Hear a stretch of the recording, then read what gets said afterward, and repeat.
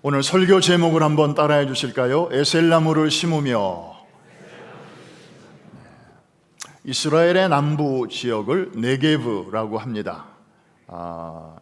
사실상 사막입니다. 그런데 그 사막에 들어가기 직전에 사람이 살 수 있는 마지막 동네, 거기가 바로 브엘쉐바라고 하는 곳인데, 이스라엘 가보신 분들은 아시지만 그 동네만 가면 아주 소나무처럼 생긴 그런 나무를 쉽게 만날 수 있습니다. 사진에서 보는 것처럼 이파리가 1년 내내 아주 연초록색입니다. 꼭 소나무 같습니다. 에셀나무입니다. 미국에서는 타바리스크 트리로 이렇게 알려져 있죠. 보시는 것처럼 저 나무는 사막에서도 잘 자랍니다. 옆이 사막 아닙니까? 그런데 저렇게 싱그럽게 잘 자라는데 높이는 한 6m까지 올라가요. 그런데 놀라운 사실은 뿌리는 30m까지 내려갑니다. 그래서 지하에 흐르는 그 수분과 지하수를 뿌리가 쭉 빨아 올려서 이파리에 공급을 해주기 때문에 저렇게 잘 자라는 것이죠. 아브라함이 가나안 땅에 들어가서 약 25년 정도 이제 유목민처럼 오늘은 이곳 또 내년은 저곳 이렇게 돌아다니면서 살다가 드디어 브엘쉐바에 정착을 하게 됩니다. 우리도 뭔가 특별한 일이 있으면 기념 식수라는 걸 하지 않습니까? 그런 것처럼 아브라함이 에셀나무를 한 그루 거기다가 심었던 것이죠. 33절에 보니까 아브라함은 브엘쉐바에 에셀나무를 심고 거기서 영원하신 여호와의 이름을 불렀다. 그냥 읽으면 쉽게 읽고 지나갈 수 있는 그런 규절인데 저기에 굉장한 의미가 담겨져 있어서 오늘 여러분과 함께 그 내용을 나누기를 원합니다. 자, 우리의 질문은 왜 아브라함이 그 많은 나무 중에 에셀나무를 저기다가 심었을까? 그 의미는 무엇일까? 오늘 아침 두 가지로 생각해 보려고 합니다. 첫째로는 여기까지 도와주신 하나님의 은혜에 감사하는 뜻으로 저 에셀나무를 심었습니다. 여러분, 에셀나무 그러면 뭐가 생각나죠? 여러분들이 찬양도 많이 하던데 이 단어가 들어가는 찬양이 좀 있죠? 뭐죠? 에베네셀. 그렇습니다. 에셀나무 할 때 에셀이랑 에베네셀 할 때의 에셀이랑 똑같은 단어입니다. 히브리어죠. 우리말로는 도움이라는 뜻입니다. 영어로 help. 그래서 에베네셀이라는 뜻은 하나님이 여기까지 우리를 도우셨다, 그런 뜻인데, 이 에셀이라고 하는 뜻이 바로 그런 좋은 뜻이에요. 그래서 아브라함은 이제 지난 사반세기를 이제 브엘쉐바에서 정착하면서 한번 이렇게 회고를 해보는 겁니다. 원래 아브라함은 그 하나님을 알지 못하였을 때 우상을 섬기면서 살고 있었잖아요. 지금의 이라크 땅에서 살고 있었어요. 그런데 어느 날 하나님이 말씀으로 찾아오셨어요. 너 여기 떠나서 내가 지시하는 곳으로 가라. 그런데 하나님이 그렇게만 말씀하셨지 구체적으로 어디로 가라 그런 말씀도 없으셨어요. 그러니까 여러분들이 내비게이션을 이렇게 치려면 출발지가 있고 그 다음에 도착지가 있어야 이게 쭉 연결이 되잖아요. 그런데 아브라함의 경우는 출발지는 분명한데 도착지를 찍을 수가 없는 거예요. 그런데 떠나라는 거예요. 갈 바를 알지 못하였지만 아브라함은 자기도 모르는 힘에 이끌려서 이제 고향집을 떠나왔던 때가 있었습니다. 순종해서 가나안 땅에 들어왔는데 뭐 좋은 일만 기다리고 있을 줄로 알았는데 이게 웬일입니까? 막 기근이 찾아오질 않나. 그래서 가나안 땅에 조금 있다가 저 남쪽의 이집트로 또 피난을 가지를 않나? 피난 갔다가 마누라를 빼앗기지를 않나? 그러다가 우여곡절 끝에 또 잘 상황이 수습이 되어서 많은 선물을 가지고 이제 가나안 땅으로 다시 들어오게 되죠. 근데 재산이 많아진 것 때문에 또 조카와 삼촌 사이에 분쟁이 일어나서 유일한 피부치인 롯과 헤어지지를 않나. 그 후에 저 북쪽에서 군대가 들어와 가지고 소돔성을 약탈하고 롯을 사로잡아 갔다는 소식을 듣고 또 이 아브라함은 한 번도 전쟁해 본 경험도 없는 사람이 그냥 사람을 찾아와야 되겠다고 하는 이 일념으로 집에서 길리온 한 300여 명 끌고 남쪽 끝에서 저 북쪽 끝까지 올라가 가지고 하나님의 은혜로 또 싸워서 이겨 가지고 그들을 또 다시 데리고 오지를 않나. 뭐 좋았던 일, 행복했던 일도 있었고 또 굳은 일, 정말 가슴 철렁한 일들도 많이 있었지요. 그런데 가장 최근에 있었던 좋은 일은 하나님께서 25년 전부터 아브라함 부부에게 아들 준다, 땅 준다 이렇게 약속을 하셨잖아요. 그래서 이들은 그것을 믿고 살아왔는데 하도 기다려도 이루어지지 않아서 이스마엘도 낳고 뭐 별의별 일이 다 있었지만 하나님께서는 그럼에도 불구하고 약속을 지키셨습니다. 그래서 90세 난 마누라의 배를 어느 날 가만히 보니까 나이로 봐서는 할머니인데 배가 탱탱해지더니 볼록하게 나오기 시작하는 거였어요. 임신을 한 거예요. 그래서 아브라함은 정말 하나님의 약속은 믿는 자에게 그대로 이루어지는구나. 내가 그동안에 업앤다운이 심했는데도 하나님께서는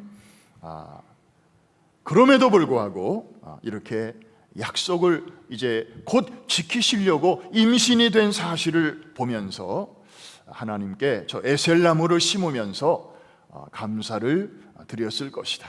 우리는 쉽게 그렇게 생각할 수 있습니다. 여러분, 제가 지난번에 여기 와서 그 말씀 드렸죠. 신구약 성경은 한마디로 이런 책이다. 신약은 처녀가 애를 낳은 책이고, 이해가 되시면 아멘. 그러면 구약은 누가 애를 낳은 책이라고 말하면 좋을까요? 할머니가, 90세 난 할머니가 약속의 아들 이삭을 낳는 그 스토리가 아주 굉장히 중요한 부분을 차지하고 있지 않습니까? 그래서 지금 아브라함 마음속에는 이제 100세 다 된 할아버지지만 감사가 가득한 거예요. 그래서 그 에셀, 도움이라는 뜻의 그 나무를 심으면서 그냥 행여나 또 순간의 감사로 끝날까 봐 이 나무를 볼 때마다 내가 하나님의 은혜를 잊지 아니하리라 하는 뜻으로 이렇게 나무를 심은 것입니다. 그런데 여러분, 더 깊은 이유가 있습니다.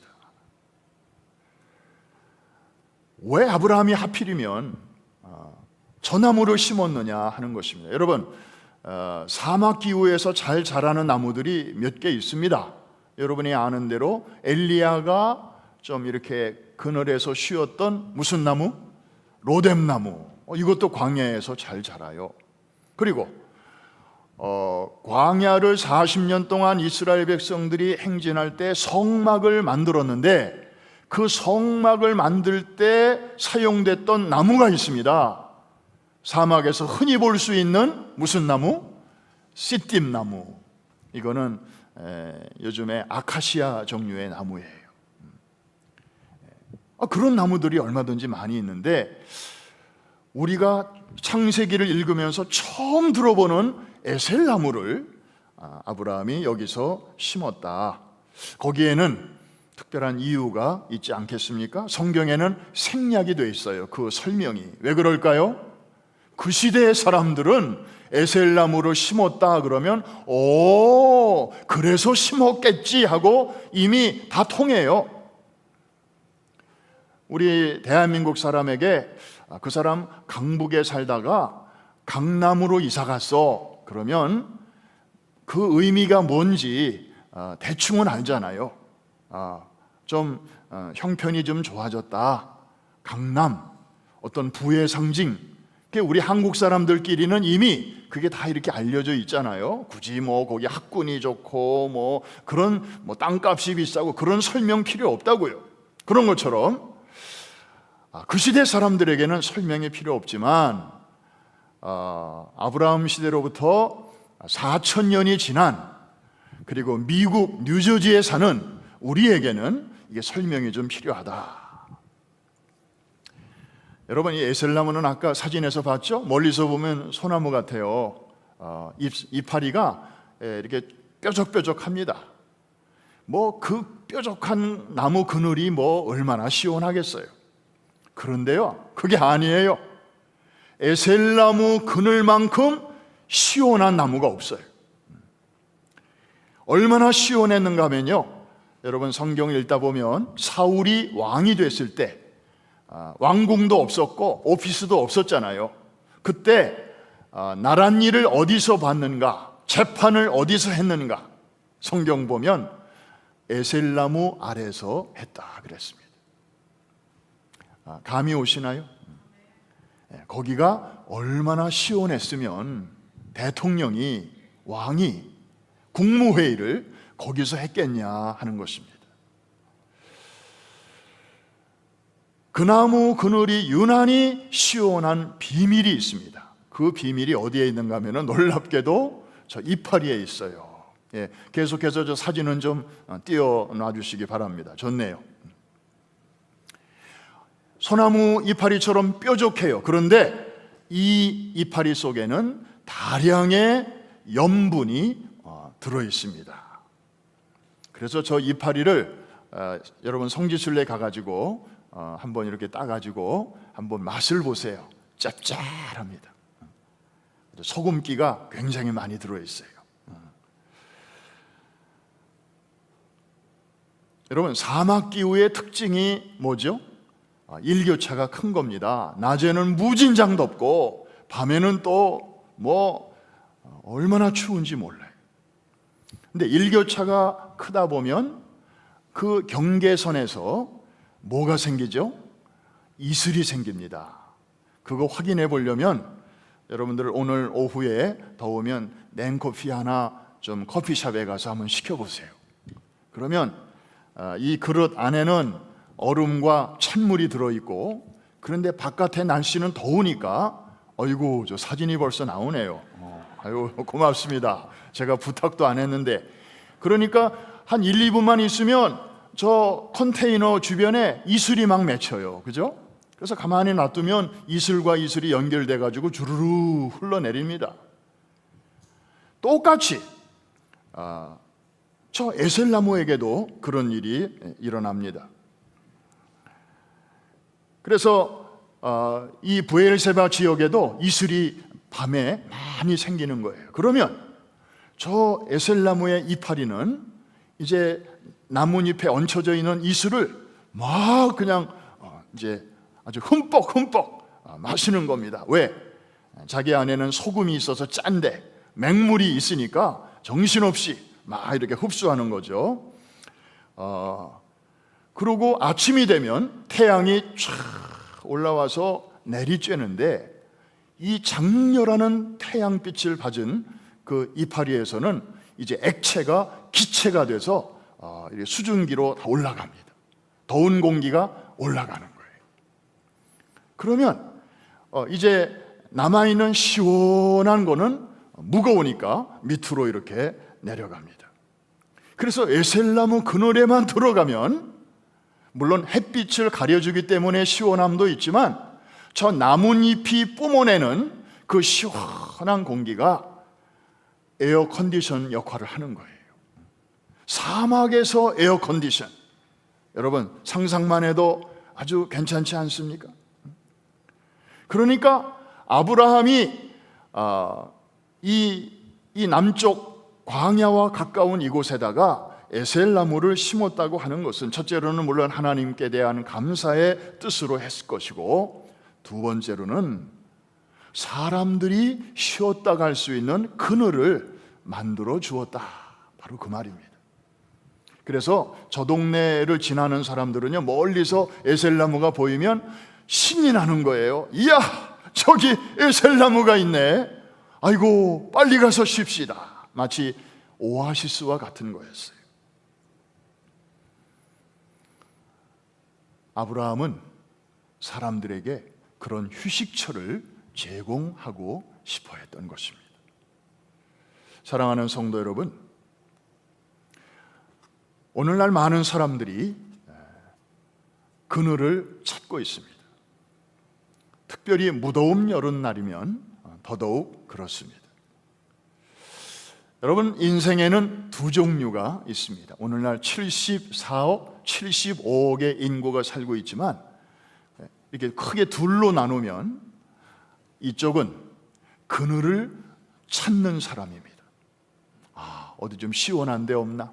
내가 좀 쉴 수 있는 데 없나? 많은 사람들은 뭐 공부를 해도 또 무슨 그 사업을 해도 그저 좀 잘 쉬기 위해서, 노후를 좀 편안하게 보내기 위해서 그렇게 오늘도 열심히 공부하고 열심히 일하고 또 그런 사람들이 많이 있습니다. 이민을 오는 사람들 중에도 나는 뭐 됐고 우리 애들에게 좀 시원한 그늘이라도 좀 제공해 주자, 그런 마음으로 오시는 분들도 많이 있습니다. 다 이 그늘을 찾는 사람들입니다. 그런가 하면 이쪽에는 또 한 부류의 사람들이 있는데 그늘을 만들어 주는 사람이 있습니다. 요즘은 한국에서는요, 뭐든지 다 이렇게 줄여서 얘기하잖아요. 우리 한번 해볼까요? 자, 그늘을 찾는 사람을 줄여서 뭐라고 하면 좋을까요? 그 찾사. 아이고 참. 자, 그 찾사 그러면 여러분들은 딱 알아들으셔야 돼요. 그늘을 찾는 사람들. 그러면 이쪽은 그늘을 만드는 사람이니까 뭐라고 세 글자로 하면 좋을까요? 그렇죠? 그만사. 뭘 그만사라는 건지 모르지만 하여튼 여기는 이쪽은 그 찾사고 여기는 그만사입니다. 알고 보면 둘 중에 하나예요. 자기와 자기의 가족을 위해서, 내가 아는 사람들을 위해서 좀 이렇게 좀 더 편안히, 지금보다 좀 더 안락하게 그런 삶을 살다가 가고 싶어 하는 그런 사람들. 그래서 은퇴 후에도 내가 어떻게 하면은 참 인생을 좀 엔조이 하면서 살 수 있을까? 여행은 어디를 좀 가고 또 뭐 여가가 생기면 좀 이런 것도 좀 하고 싶고 버킷리스트를 쭉 만들어 가지고 하나씩 지워가면서 그렇게 살아보려고 또 준비하는 분들도 있어요. 그동안 고생 많이 하셨으니까 충분히 그러실 수 있죠.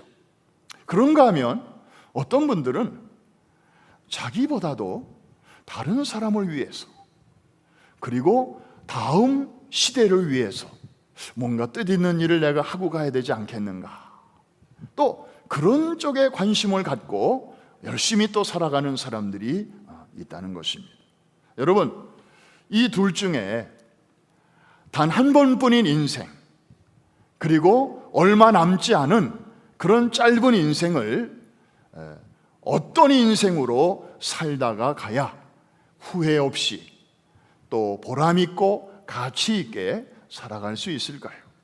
오늘 이 아침에 성령께서는 우리 모두에게 물으십니다. 조금 있다가 이제 우리 고등부를 졸업하는 아이들이 이 강단에 올라올 것입니다마는 졸업식이 있어서 그렇습니다. 교회학교 졸업식.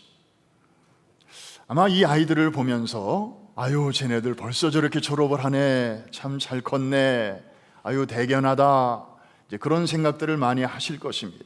그러나 그 중에서도 이 학생들의 부모님들의 마음은 좀 특별할 것입니다. 아마 가슴이 찡할 거예요. 왜? 이 아이를 키우면서 그동안에 있었던 일들, 좋았던 일도 있었을 것이고, 정말 가슴 철렁했던 일도 있었을 것이고, 그렇게 여러 가지 일들이 주마등처럼 이렇게 지나가면서 아마 가슴이 먹먹하고 눈가에 자기도 모르게 이슬이 생길지도 몰라요. 제 경험은 그래요. 제가 저렇게 이제 고등학교를 졸업하게 되었고, 이제 또 대학이라는 데를 가게 되는구나 라는 생각을 할 때에 참 부모들의 마음은 그냥 감사하기도 하고, 또 그동안에 있었던 일을 생각하면 그냥 어떻게 말로 표현하기 어려운 그런 마음이 있게 되지요. 또 한편으로는 얘네들이 이제 가정이라는 둥지를 떠나고 교회라는 울타리를 떠나서 대학으로 가게 될 텐데, 정말 무한 리필로 다가오는 그 자유, 그리고 세속주의와, 그리고 이 지금 미국 사회가 영적으로 도덕적으로 얼마나 성경으로부터 멀어지고 있는지 우리 지금 알고 있잖아요. 평등법이라든지 무슨 그런 말도 안 되는 법들이 지금 막 만들어지고 있고, 그리고 사회로 막 퍼지고 있는데, 그걸 가장 프론트 라인에서 제일 먼저 경험하는 아이들이 대학생들인데, 과연 우리 자녀들이 좀 잘 적응해야 될 텐데, 좋은 친구들 만나야 될 텐데, 믿음을 잘 지켜야 될 텐데, 아마 그런저런 여러 가지 생각들로 마음이 그러실 것입니다. 사랑하는 성도 여러분, 여기서 중요한 거 한 가지 우리 한번 같이 생각해 보십시다. 여러분의 자녀 손들이 교회 학교를 다닐 때 성경 지식을 좀 더 풍성하게 갖추어서 내보내는 것도 물론 중요하지만, 그거보다 더 중요한 게 있지 않겠습니까? 무엇보다도 어릴 적에, 청소년 시절에 부모의 하나님이 아니라 나의 하나님을 만날 수 있도록 해 주어야 될 줄로 믿습니다. 살아계신 하나님을 아이들이 인격적으로 만날 수 있도록 저들이 우리 품 안에 있을 때 이걸 우리가 해줘야 되지 않겠습니까? 여러분, 이런 말이 있어요. 사람과 사람이 만나면 역사가 만들어지고, 사람과 하나님이 만나면 기적이 만들어진다. 참 멋진 말입니다. 마치 이 말처럼 우리 자녀들이 부모님이 보여주는 하나님이 아니고, 부모님이 소개해주는 하나님이 아니고, 정말 자신의 하나님을 만나게 되면 기적이 일어나는 거 아시죠? 그게 무슨 세상에 이런 일이 그런 프로에 나오는 기적이 아니고, 아이들에게 꿈이 생깁니다. 할렐루야. 그 다음에 비전이 생겨요. 내가 왜 공부를 해야 하는지 목적을 알게 돼요. 그리고 내가 왜 대학을 가야 되는지, 내가 왜 잡을 가져야 되는지, 내가 왜 돈을 벌어야 되는지, 그리고 그 번 돈을 어떻게 써야 하는 것인지 하나씩 하나씩 아이들이 답을 찾아요. 아이고, 그거 아직 발견하지 못한 아이들에게는 부모들이 하는 소리가 잔소리가 많습니다. 야야, 게임 좀 그만해라. 이제 공부해야지. 부모들이 그런 잔소리를 입에 달고 살아요. 그런데 애들은 그런 말이 또 들어오질 않아요. 그저 서로 사랑하고 존경하는 건 맞는데 서로 이게 좀 잘 안 통해. 그냥 겉돌아. 그런데도 어쩔 수 없이 그렇게 청소년기를 보내는 자녀들이 많고, 또 그저 아이고 저 자식이 대형 사고만 안 치고 그냥, 어차피 청소년기는 다 이 질풍노도의 시기니까 그냥 대형 사고만 안 치고 그냥 잘 숨만 쉬고 잘 지나갔으면 좋겠다. 뭐 그런 부모들도 적지 않습니다. 사랑하는 성도 여러분, 그래도 부모에게는 자식밖에 없잖아요. 자식 생각하면 그냥 찡하고. 그런데 그토록 소중한 자식이지만 여러분 생각해 보세요. 자식 옆에 영원히 있어줄 수 있는 부모는 우리 가운데 아무도 없습니다. 때가 되면 우리는 저들 곁을 떠나야 합니다. 그 예행 연습이 애들이 대학 가는 거예요.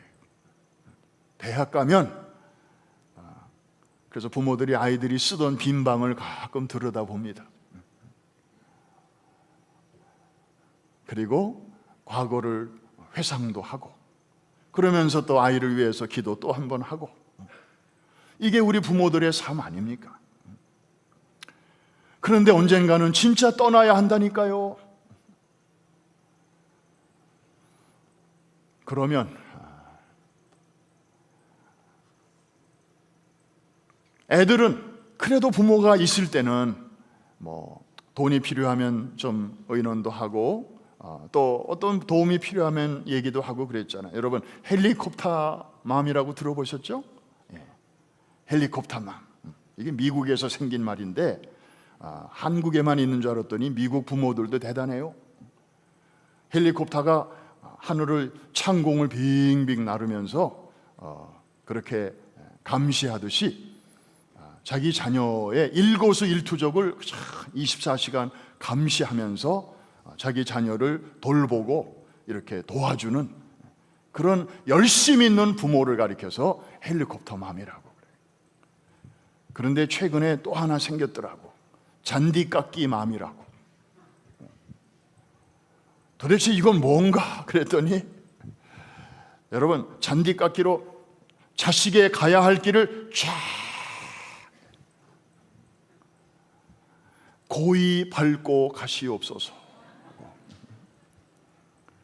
우거진 그 잔디를 부모가 앞장서서 쫙 깎아주면서 그 고생 다 하면서 자식들이 잘 되기를 바라는 거예요. 헬리콥터 맘은 멀리 떨어져 있어서 그러는데 잔디깎기 맘은 그냥 바짝 붙어서. 그러니까 장가가고 결혼해서도 그냥 부모의 그늘에서 애들이 벗어나질 못해. 그러니까 마마보이가 되고 파파걸이 되는 거예요. 그러니까 좀 어려움이 생기면 지들끼리 남편과 아내가 잘 기도하면서 의논해서 헤쳐나가야 되는데 툭 하면 친정으로 달려가고 툭 하면 본가로 달려가. 그런데 여러분, 부모는 언젠가는 떠날 수밖에 없어요. 그러나 자기의 하나님을 만난 우리 자녀들은 그 안에 영으로 계신 예수님이 성령님으로 계시기 때문에, 성령님은 약속하셨습니다. 내가 세상 끝날까지 너희와 항상 함께 있으리라.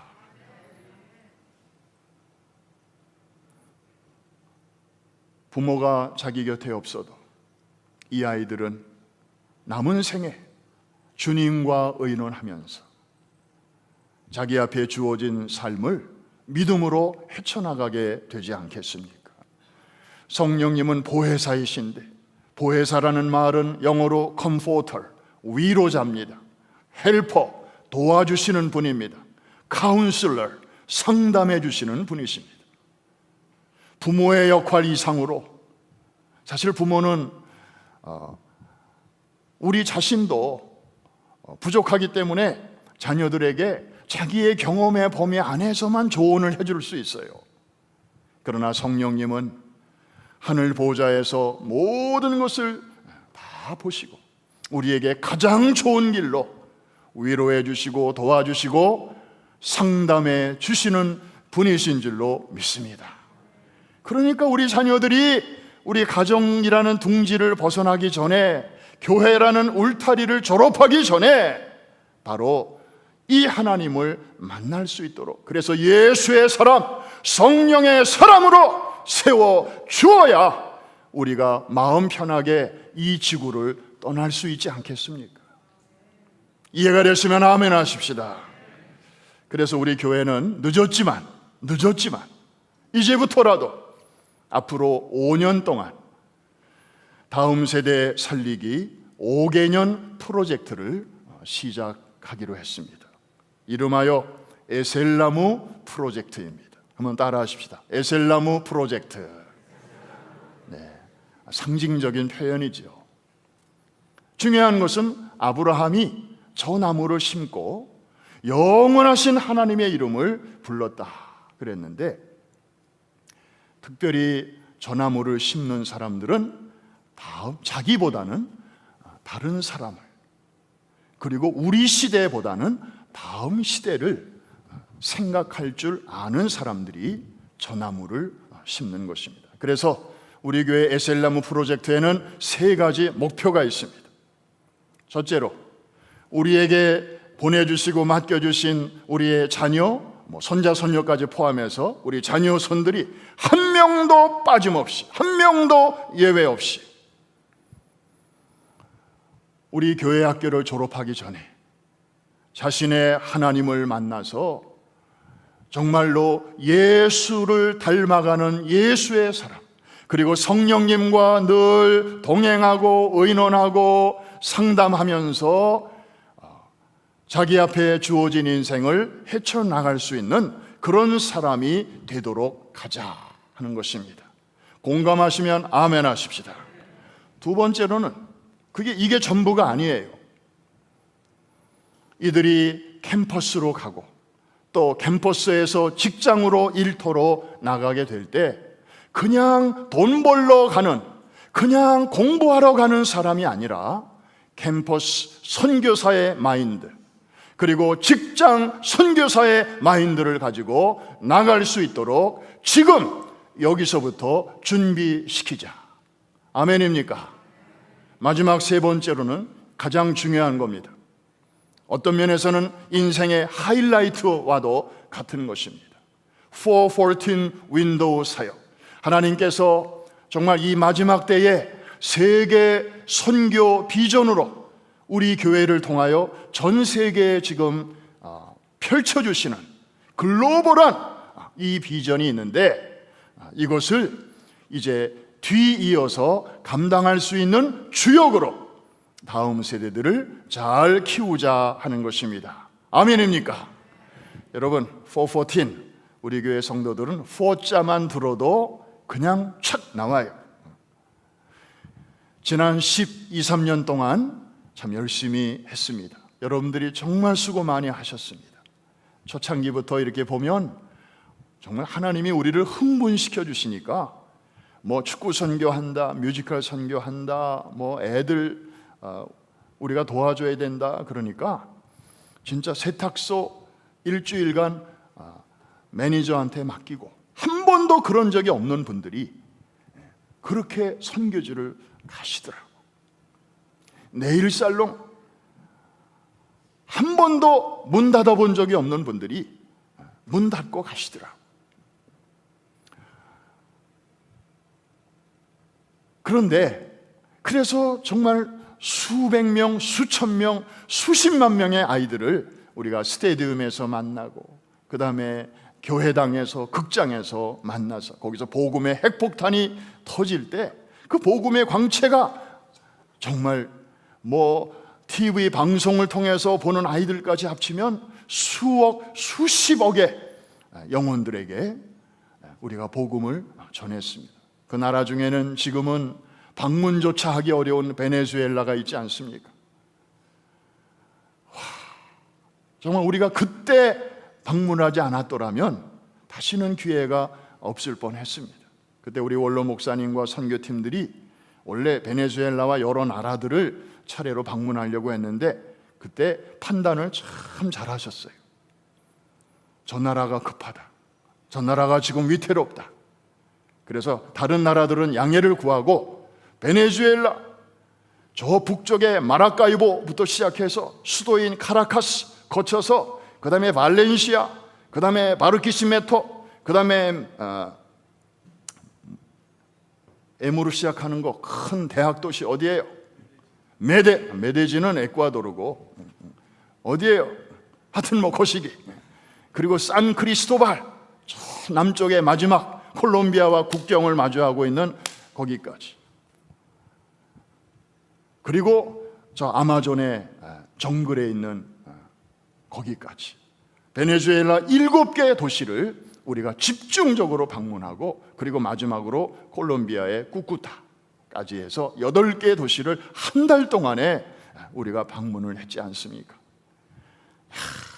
그때 정말 퀸즈와 뉴저지 성전에서 많은 분들이, 어떤 분은 한 1주간, 어떤 분은 2주간, 또 정말 시간 내기 어려우신 분들은 다만 며칠이라도 이렇게 그 현장을 다녀가셨는데 감격 또 감격이었습니다. 그런데 지금 와서 가만히 생각을 해보니까, 이 팬데믹이 터져서 1년 반 우리가 손발이 묶인 상태에서 가만히 생각을 해보니까, 지난 12년 동안, 13년 동안 주로 어른들이 하셨어요. 우리 부모님들이 하셨어요. 대표 선수들이 나가서 하셨어요.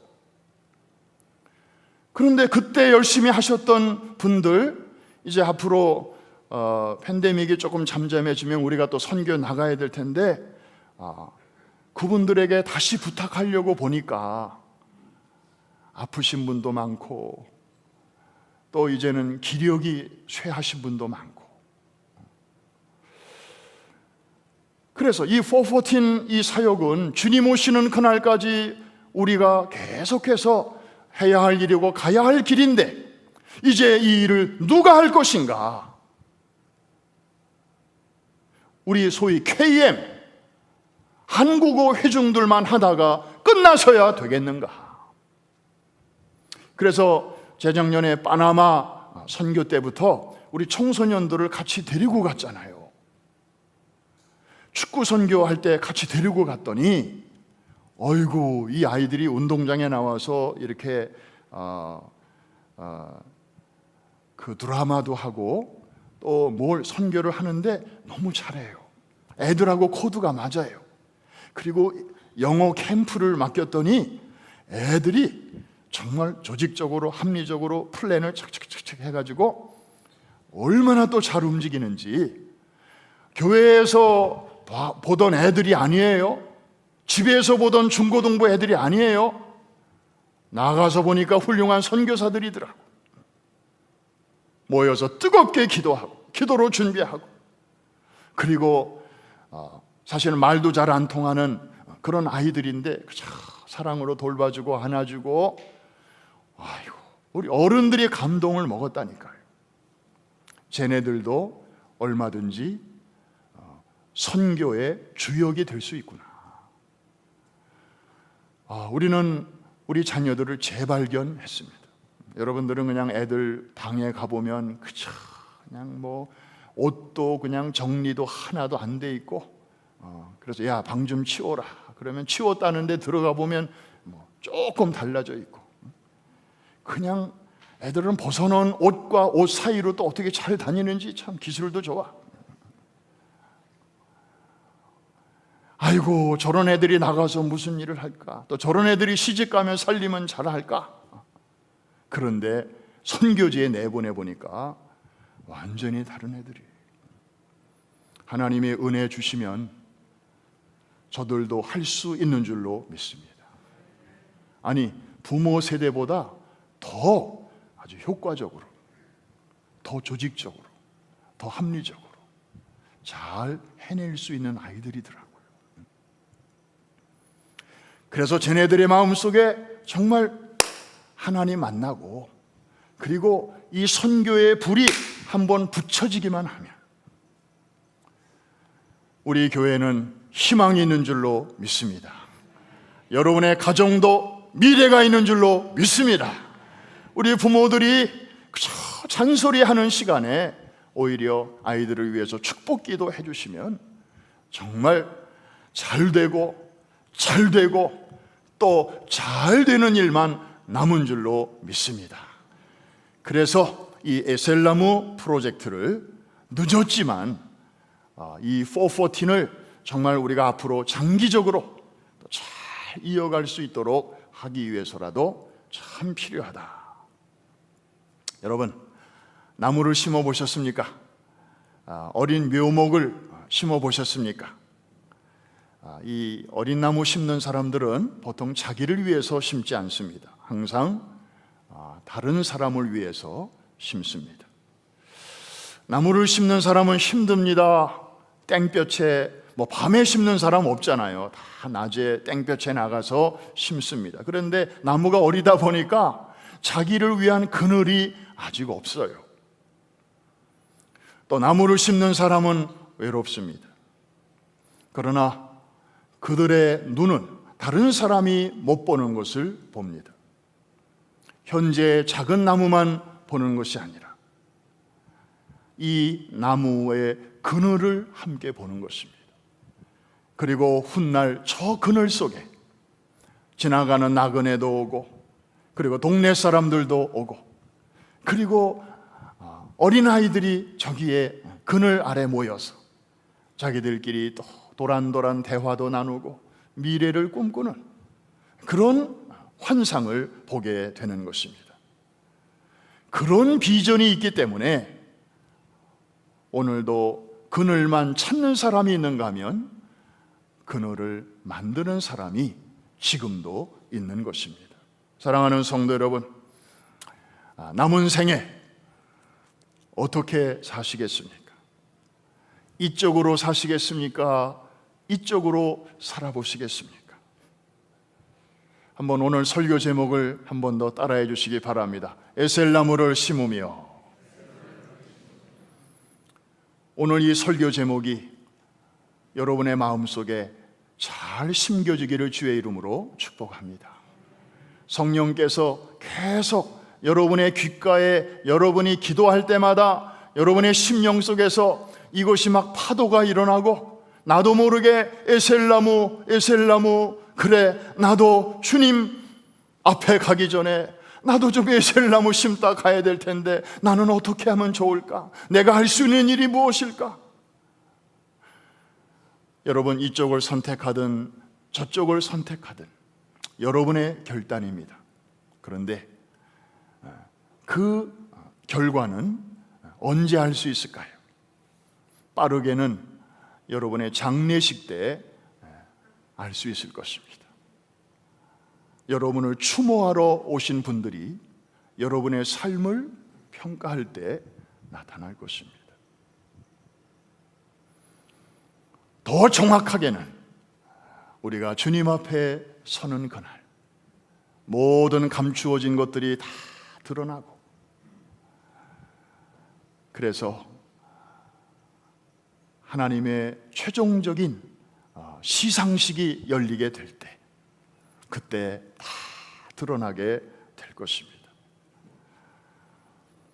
그늘을 찾아다니지만 말고 오늘부터 믿음으로 에셀나무를 심으시기를 바랍니다. 이 일은 중요할 뿐만 아니라 긴급한 일이기도 합니다. 어떤 일은 긴급하기는 한데 그렇게 중요한 일은 아니에요. 제가 아까 1부 때도 말씀드렸습니다만 저도 운전하다가 커피를 자주 마시거든요. 그런데 차가 흔들리면서 커피물이 옷에 튀었네. 그러면 지혜로운 여러분들은 어떻게 합니까? 이 커피 언제 닦으면 돼요? 지금? 아니, 차가 어디게 좀 선 다음에 그때 이렇게 뭐 좀 닦든지 뭐 벗든지 하면 될 텐데, 저도 어느 날은 보니까 굳이 지금 하이웨이를 차가 고속으로 달리고 있는데 커피 몇 방울 떨어졌다고 휴지 찾고 있어. 지금 핸들은 한 손으로 잡고 휴지가 또 오늘따라 이렇게 안 나와 하고, 그리고 휴지를 또 꺼내 가지고 어느 날은 사과가 굴러 떨어졌어. 운전하다가 어떻게 해야 돼? 사과 줍는 거 그거 뭐 중요한 일 아니잖아요. 그런데 또 어떤 사람은 성격상 떨어진 거 그냥 못 봐. 그래가지고 그걸 또 운전하면서 줍느라고 발로 그냥 막 이렇게 막. 얼마나 위험해요. 사실 어떤 일은 중요하긴 한데 긴급하진 않고, 또 어떤 일은 긴급하긴 한데 그렇게 또 중요한 일도 아니고, 그러나 우리 품 안에 있을 때 다음 세대들을 하나님의 사람으로 올바로 세우는 일은 중요할 뿐 아니라 그리고 긴급한 일인 줄로 믿습니다. 우리 자녀들은 기다려주지 않습니다. 기다려주지 않습니다. 바로 그때 해야 됩니다. 아이고 얘들아 몇 년만 좀 참아라. 엄마 아빠가 지금 니네들 먹여 살리고 학비 대느라고 이렇게 맞벌이 할 수밖에 없는 거 이해하고 그냥 돈 좀 넉넉히 줄 테니까 너희들이 알아서 밥 사 먹고 학원 잘 갔다가 오고. 아이들은 기다려주지 않습니다. 나중에 조금 여유가 돼서 애들 곁으로 다가가려고 하잖아요. 애들이 불편해합니다. 이미 자기들끼리 부모 없이 사는데 익숙해져 가지고 나중에 뭐 좀 여유가 생긴다고 해서 그거 안 돼요. 그러면 서로 막 실망해. 우리가 너 때문에 이렇게 고생을 했는데 니들이 우리를 이렇게 해? 부모는 부모대로 섭섭해요. 애들은 우리가 필요할 때 어디 계셨어요? 애들은 또 그럽니다. 쉽지 않은 일입니다. 뜨거운 뙤양볕에서 그늘도 없는 나무를 심는 것. 그러나 여러분 한 가지 기억하십시오. 우리가 지금 누리고 있는 이 시원한 그늘은 누군가 오래전에 우리 시대를 생각하며 나무를 심었기 때문이라는 사실입니다. 그렇다면 우리는 시원한 그늘 속에서 다음 사람을 생각해야 되지 않겠습니까? 무엇보다도 소중한 우리의 넥스트 제너레이션을 위해서 우리가 해야 할 일을 해야 되지 않겠습니까? 저는 지난 특별 새벽기도 한 주간 하면서 많이 회개했습니다. 회개를 막 하나님이 시키셨습니다. 너 우리 프라미스 교회 교역자로 있으면서 도대체 뭐 했냐? 너 담임 목사 된 지 3년이 지났는데 너 도대체 뭐 했냐? 막 성령께서 제 안에서 막 꾸지람을 하시는 거예요. 너 그냥 적당히 이렇게 하다가 네 임기 마치고 다음 사람 와서 이 상태로 교회 물려줄 거냐?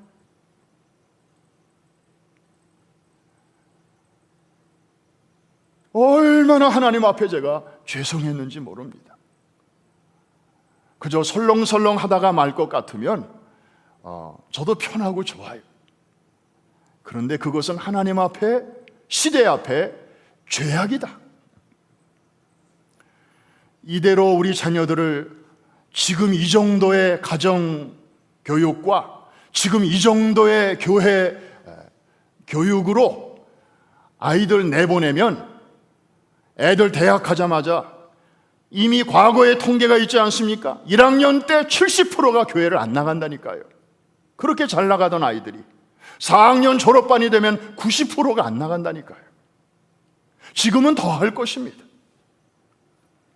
바람에 나는 겨와 같이 우리 애들 그렇게 날아가게 해서야 되겠냐? 하나님이 얼마나 저를 꾸지람하셨는지 몰라요.